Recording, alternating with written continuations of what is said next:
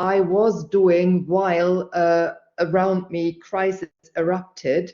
I'm going to put these questions, how do people use language to cope with a global pandemic, into the context of linguistic landscape research or semiotic landscape research, which basically means that my question is, how do people use public space to react to and cope with a global pandemic, and which linguistic resources, which semiotic multimodal resources do they use for that? And are there differences between urban and rural environments? And that's because I'm working together with my colleague and friend Evelyn Ziegler from the University of Duisburg-Essen. She's doing the same. She's been looking at COVID-19 related signage in the Ruhr metropolis.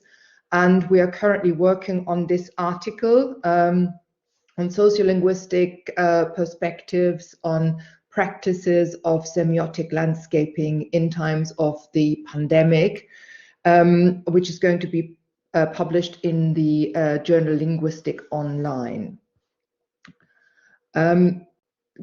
Only one slide, I promise. Only a couple of words on semiotic landscape research. It is a fairly new area in sociolinguistics. It is the discipline, as a discipline, it is concerned with the social dimensions and social relevance of visible text or signs in public space. That means that it's interested in the semiotic means that are used to construct meaningful places, to change empty, more or less empty space into social space. And I've copied here a quote of the two so-called founding fathers of the discipline: the language of public road signs, advertising, billboards, street names, place names, commercial shop signs, public signs on government building, all this and much more form the linguistic landscape of a given territory, region, or urban agglomeration. And this is something I wanted to point out to you. They focus the urban right from the start. And this is something that is almost ingrained in this area of semiotic landscape research, to the extent that some colleagues actually think we should call it cityscapes, not landscapes, because the vast majority of studies emerging in this area have been on urban environments.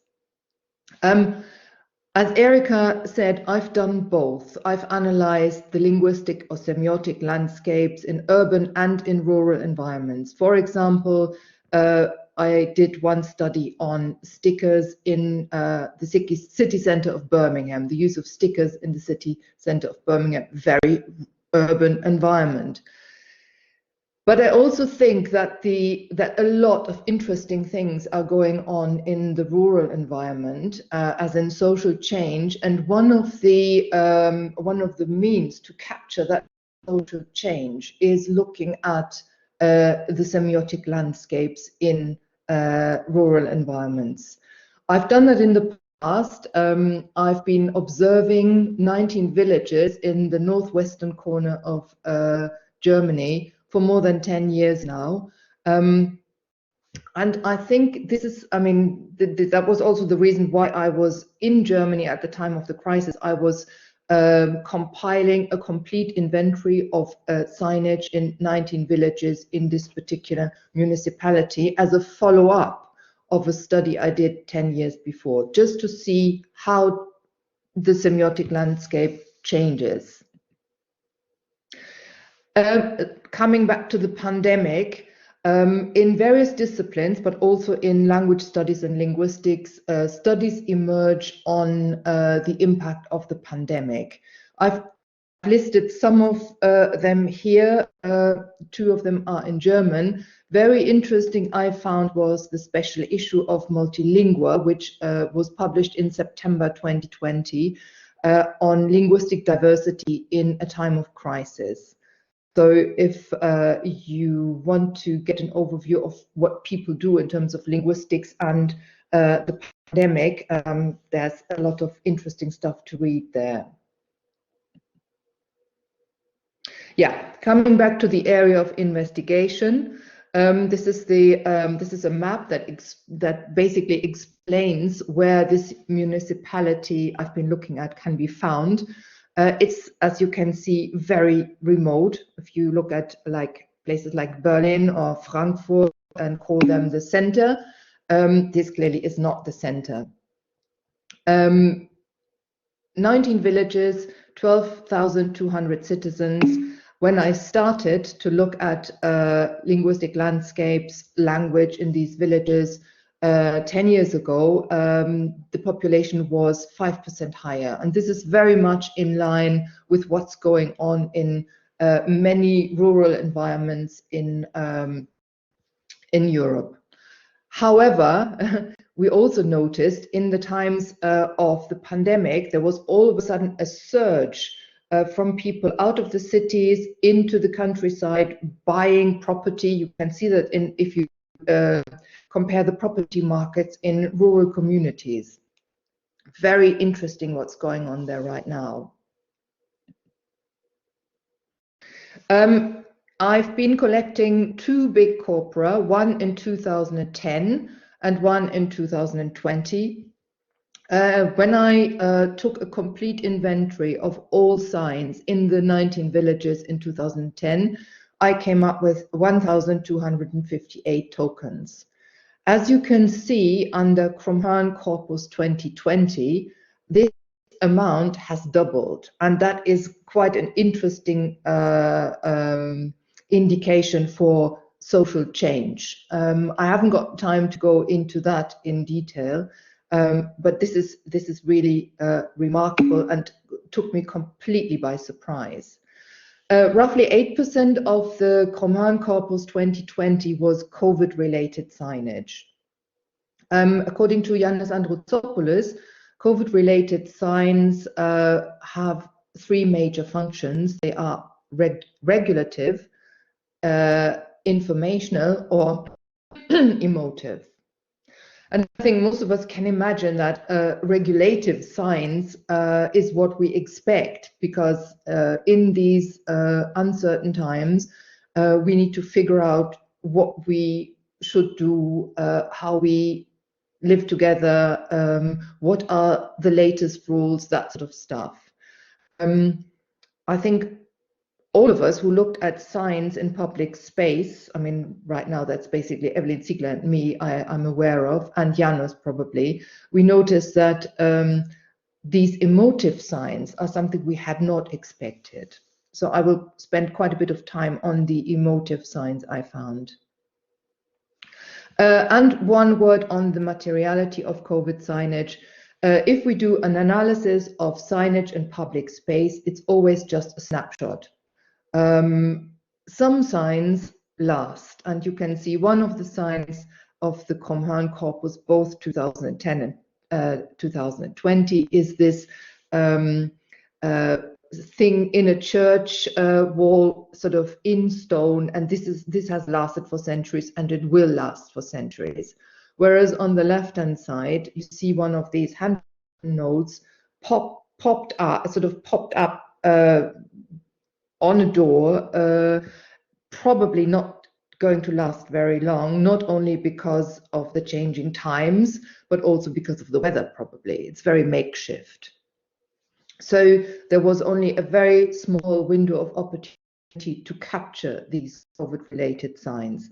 And I was just lucky to be there, I think.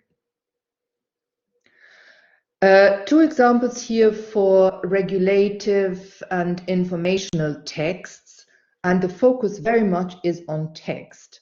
Again, these are texts that have been produced by individuals. In one case, the owner of a small business. In the other case, it was church elders. The interesting thing is how long the texts are, which is rather unusual for many texts in in public space, and also that there's a lot of direct addressing of the readers. Klopfen Sie gerne an, wir sind für Sie da. please knock, we are here for you. Your so-and-so business and a name. And on this, the information sign as well. If you need more information, please contact our vicar under. So there's a direct addressing of the readers, which is quite significant, and a clear focus on text. However, the emotive signs very much focus on pictures and very specific texts, as in a rather limited repertoire of small phrases that are repeated over and over again. For example, on the right-hand side, there's the rainbow. We all know the rainbow, and the text says, all is going to be well, we stay at home, and repeated again and again in the signage. Some people, and especially children, add a bit of their own to these phrases. Finn Ole, 11 years old, on the left-hand side, has added to the stay healthy, a hello to all my friends and to the people of Frebsum, which is one of the 19 villages. But with the emotive signs, a clear focus on pictures. The emotive signs split into 3 major groups. Group A uses pictures and symbols that are connecting with the global responses to the pandemic. On the right-hand side, you can see the display from the municipality's local leisure center. The rainbow, and there's the stay healthy, and there's the direct address. On the left-hand side, you can see an example from Sutton Coldfield in Birmingham, and you also have the rainbow here, with a bit of different text, but there's also the direct address in the text here. And I found that quite interesting. There's a lot of the global response in the semiotic resources used for emotive signs. However, the next layer were regional responses. Again, something that was popped up mainly in windows of private homes, in some cases smaller businesses, or here on the left-hand side, they basically banged it up on a piece of art. And this particular cartoon had been published in a local newspaper by a very famous comedian who grew up in this particular area of Germany. The cartoon localizes itself. I don't know whether you can see that. There's a tiny wee lighthouse to see on the cartoon, right underneath the sun. And this lighthouse is one of the lighthouses of the region here. So this cartoon shows the comedian and the lighthouse as in the region, and then he quotes a song, a line from a very famous song from the 1970s. Und immer, immer wieder geht die Sonne auf. And always, always the sun rises again. And this is something that was almost as popular as the rainbow throughout the villages.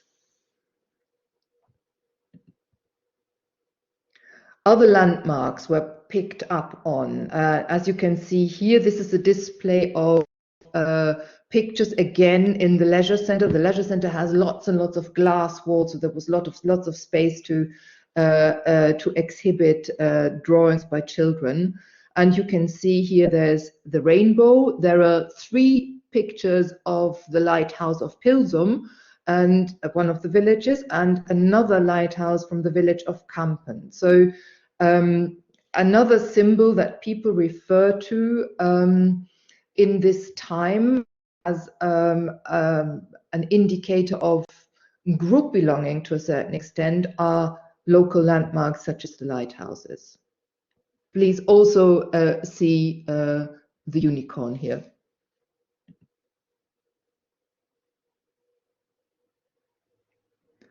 And some of the signs also use the regional language Low German, almost as if it were an icon itself, almost as if it functions very much like the picture of the lighthouses. Like in this example, again drawn by a little boy,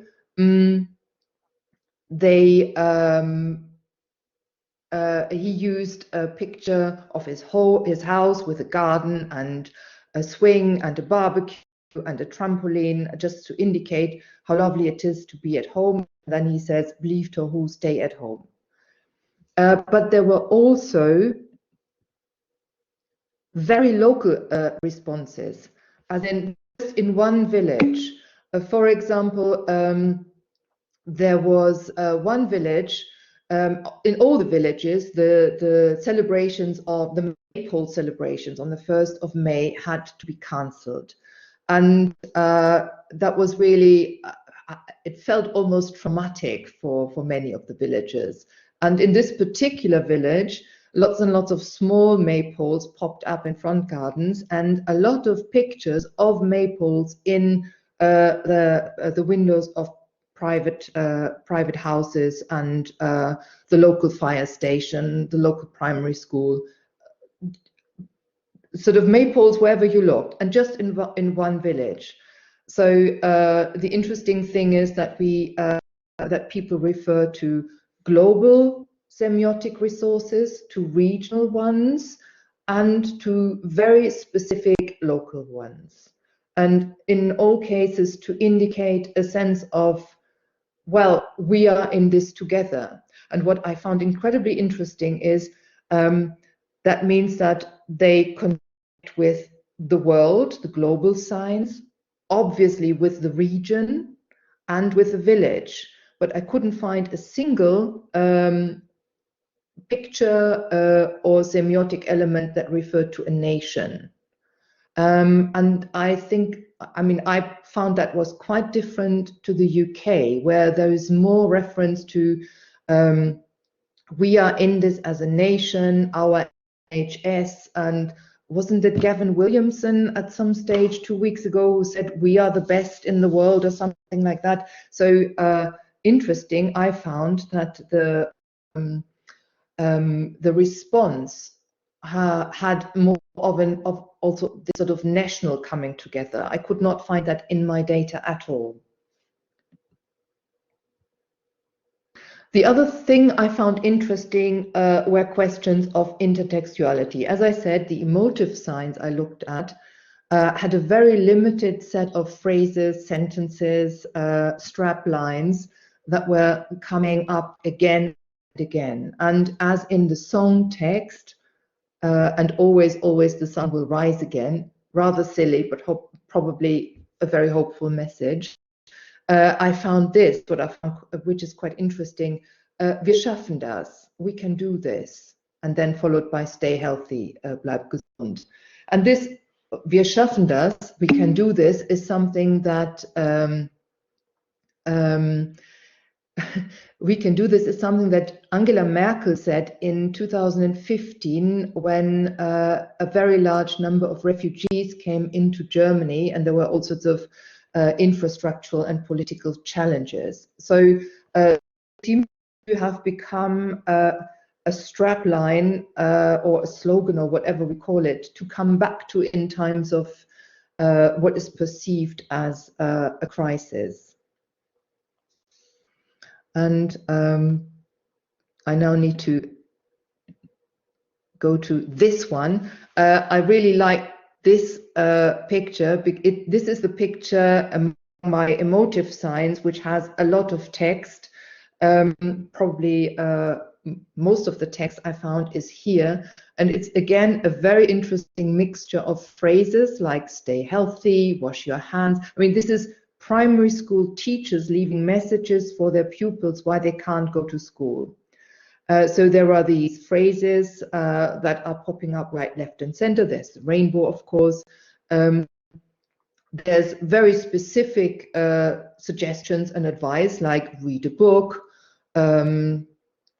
Very regional set of advice, geht an den Deich, go to the sea, go to the seaside. I mean, this is a very East Frisian way of coping with crisis.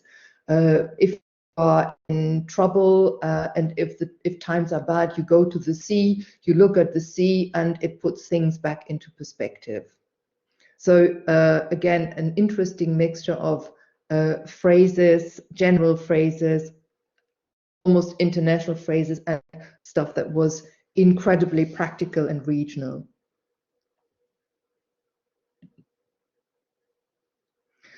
So just to summarize, the reaction of the pandemic had quite an impact on the construction of public space, probably just for a short time.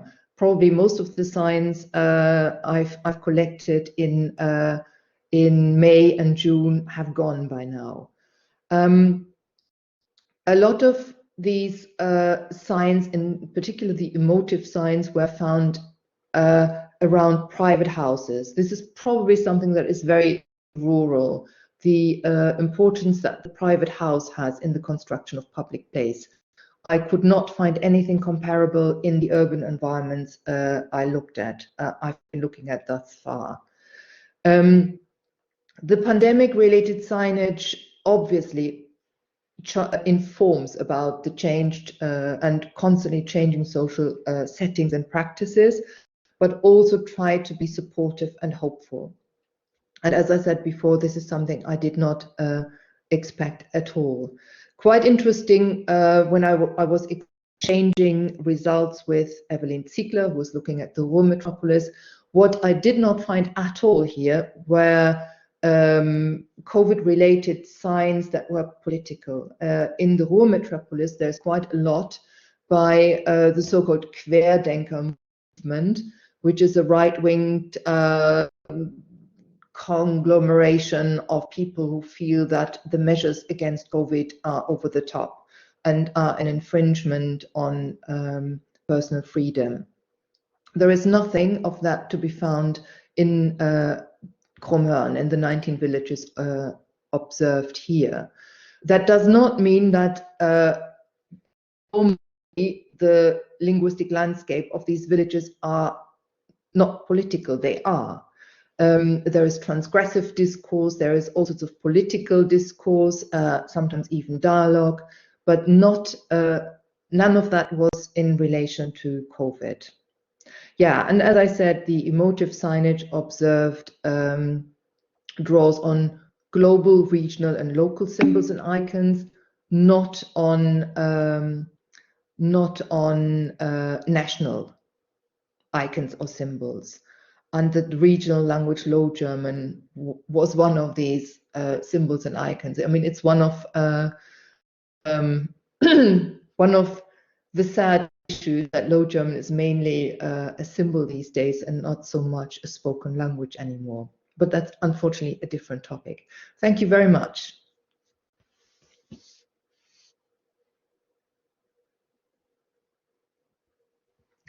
Are there any? Thank you, Gertrud.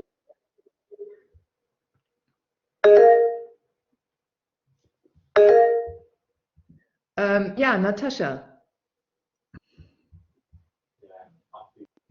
I hope you can hear me well despite the Wi-Fi thing. I was wondering if you're also interested in some pictures from other regions in Germany, because I have seen some really nice ones posted by friends from Cologne. And I thought about it because you mentioned the regional landmarks. So yeah, I've seen a lot with the Cologne Cathedral wearing a mask and stuff like this. So if you're interested, I'll collect them and pass them on to you. Yeah, absolutely. That'd be fantastic. There's also, I don't know whether you saw this this big mural. I can't remember whether it was in no, it was in the German context. You saw Gollum from Lord of the Rings, and he had this roll of toilet paper in his hand, and below it said "Mein Schatz," my precious. You know, so there's all sorts of interesting stuff coming up there. Yes, and please, if you've got something to send me, that would be fantastic. Actually, I'm thinking of how I can use that for teaching. Great, I'll pass them on to you then. Thank you. I just look into the chat. Ethical challenges while collecting these pictures. Well, I mean, I only take pictures in public space. that basically means I'm not venturing into anyone's gardens or houses or shops. So the things that I take photos of are exhibited. They are put out to be seen. So I don't think that would constitute an ethical problem. In some cases, just to be on the safe side and just to be sure that I know how people feel about it, whenever I saw someone in their front gardens or basically walking down the street, I started to talk to them, also because I wanted to catch their opinion on certain signs. And I always asked, is it okay if do you think it's okay if I take these pictures? And the answer always was, oh yes, please. That's why we put them out. We've got 2 more hands up, and Gertrud, if you want to take more questions. Yeah. Daniel, I can see Daniel's hand.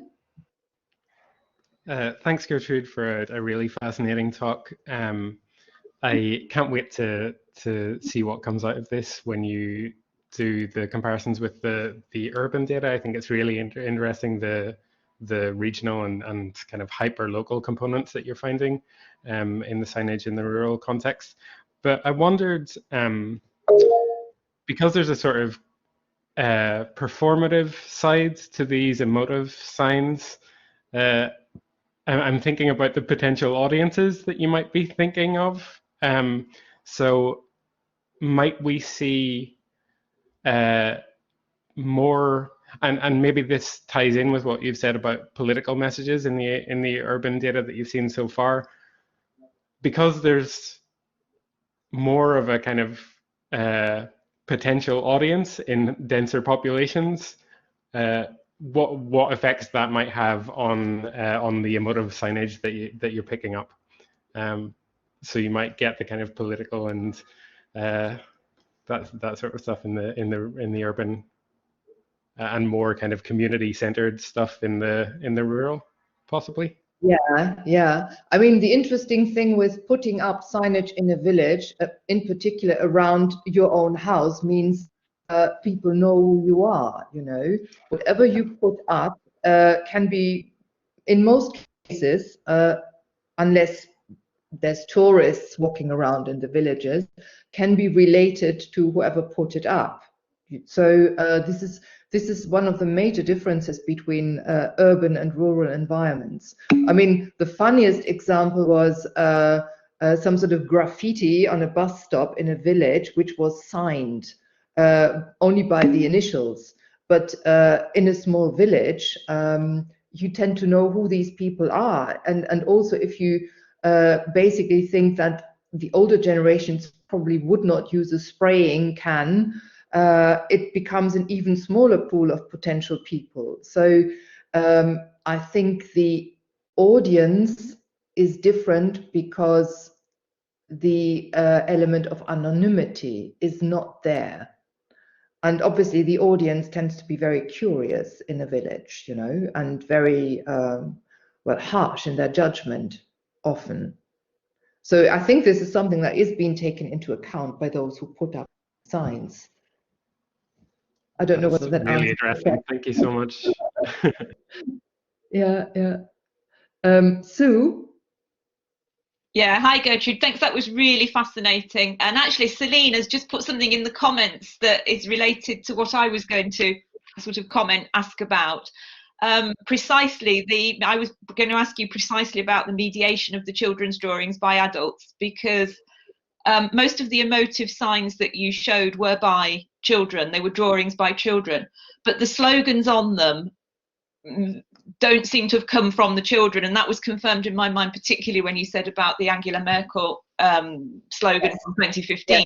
So clearly these emotive signs are mediated by adults in some way. So I was wondering, you know, I was interested what you had to say about that.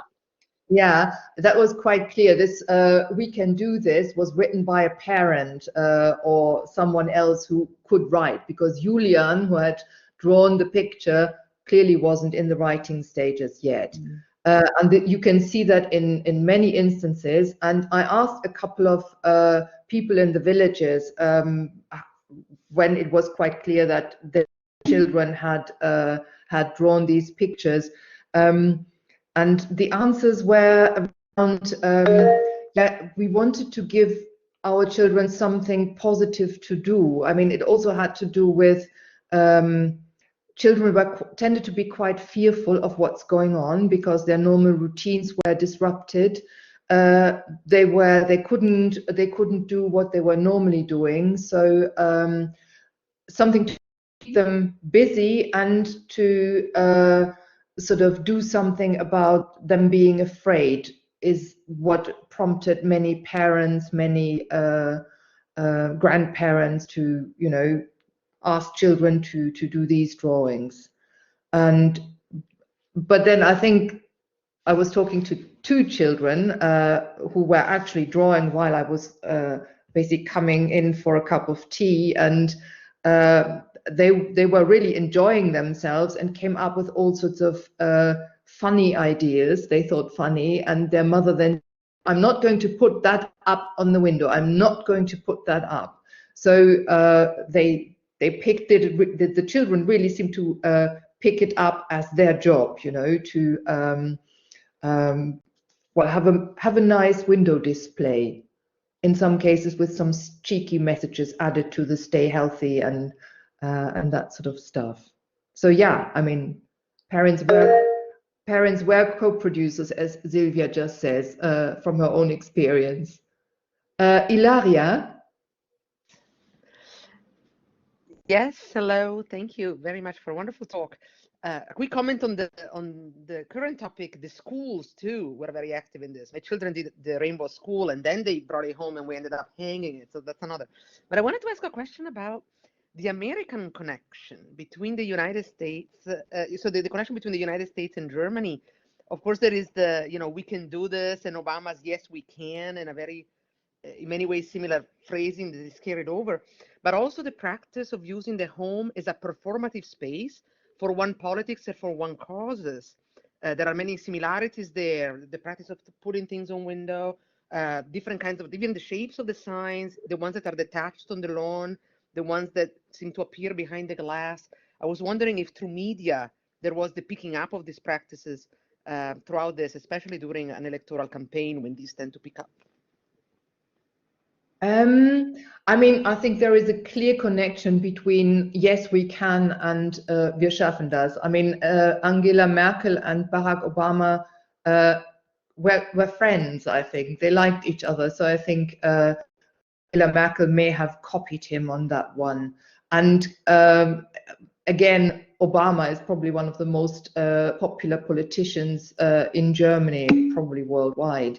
I'm not so sure whether what happens around private houses and gardens in East Frisia is a direct link or something that they have seen. This is actually something that people do when it has to do with the attitude towards the privately owned house. The majority of villagers live in houses they own, not rent.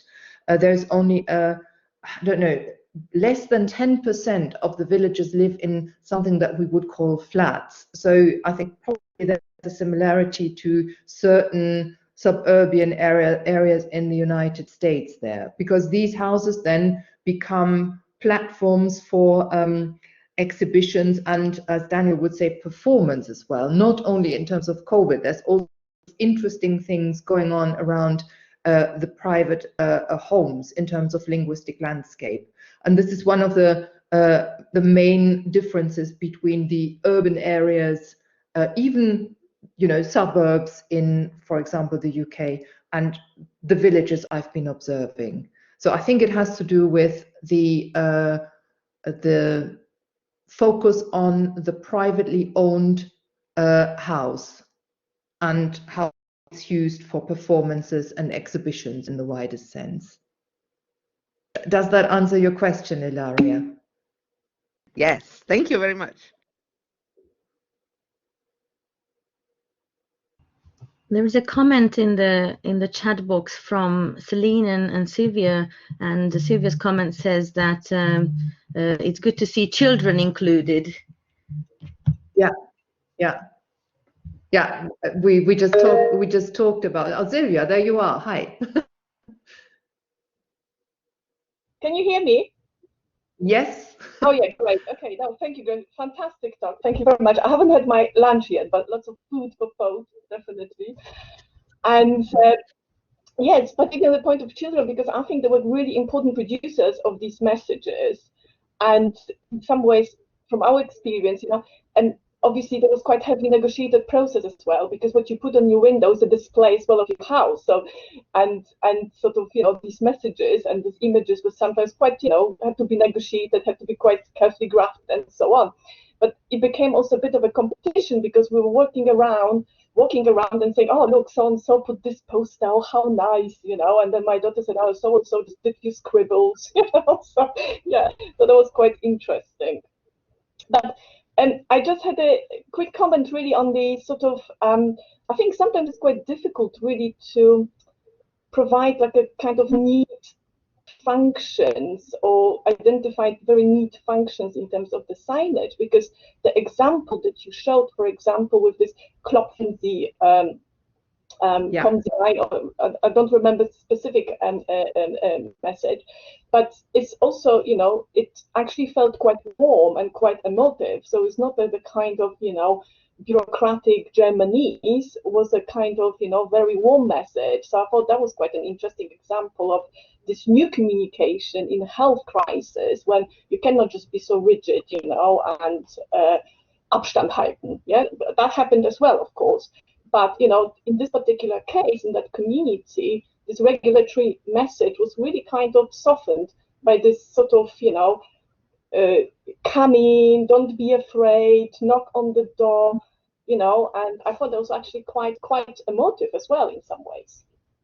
Yeah, absolutely. Absolutely. I mean, there was this constant recurrence of the first person plural pronoun wir, we, in almost all the signs, including the regulative, informative, and the emotive signs, also the direct address, even in when the imperative form was used as stay healthy, that sort of thing. So absolutely, very, and also a lot at the first part, the older COVID-related signs, they had a lot of extended explanations, why we have to do this and what does that mean. Whereas towards the end of the period I was observing, there were prefabricated signs with symbols like the face with the mask, or the people, the 1.5 meters between them, and they were basically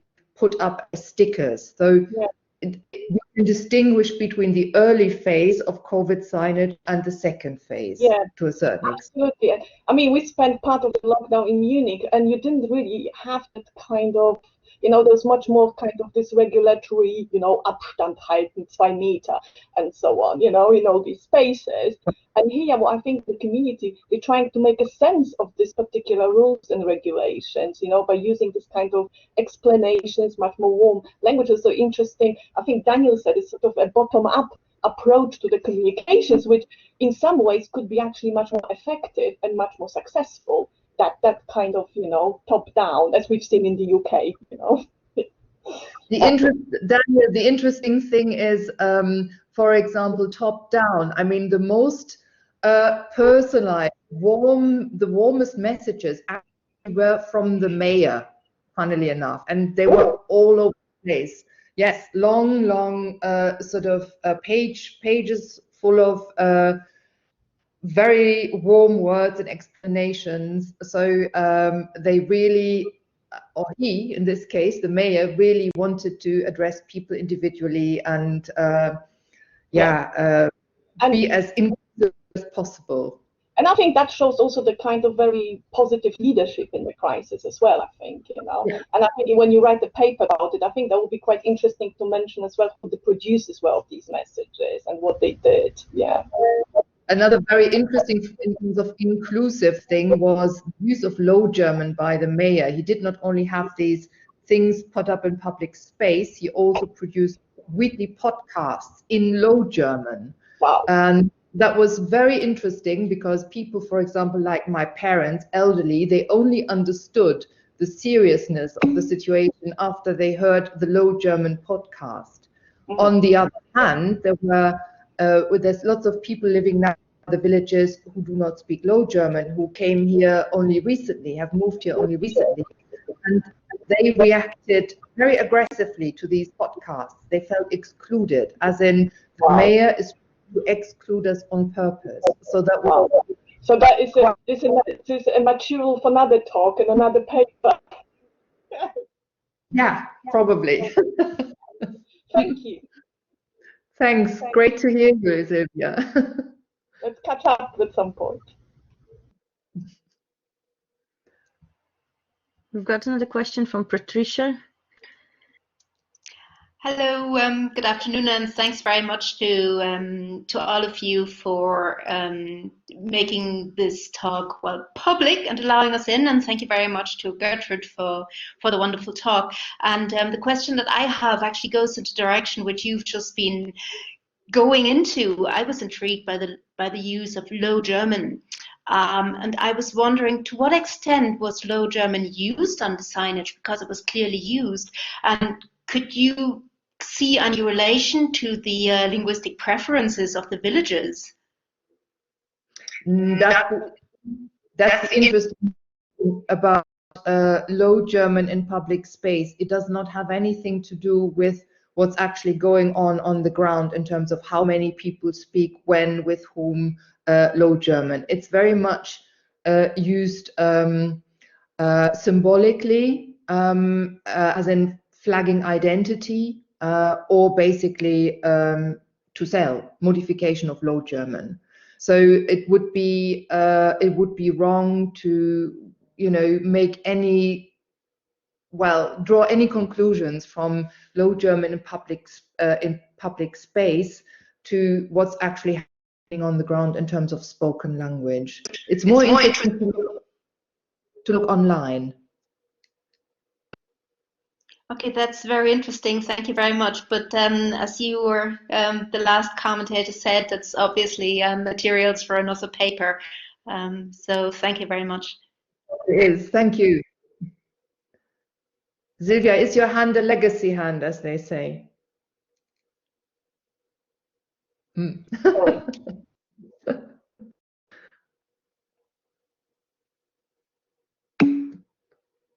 Do we have any other questions? Interesting, considering the lack of national references. Yeah, I thought that too, Daniel. I thought that too. Right. Well, I guess we can all thank Gertrud with showering her with emoji claps, if you know where to find them. Thank you very much. As I said earlier, this talk was recorded. I managed to be a bit late with the first pressing the button, but thanks for all of you to spend your lunchtime with us, and to Gertrude to share her fantastic science with us. And we hope that you will return to the lunchtime series in the next term. When we have another 4, if not 5, fascinating talks coming up. Thank you, everyone. Thank you, Erica.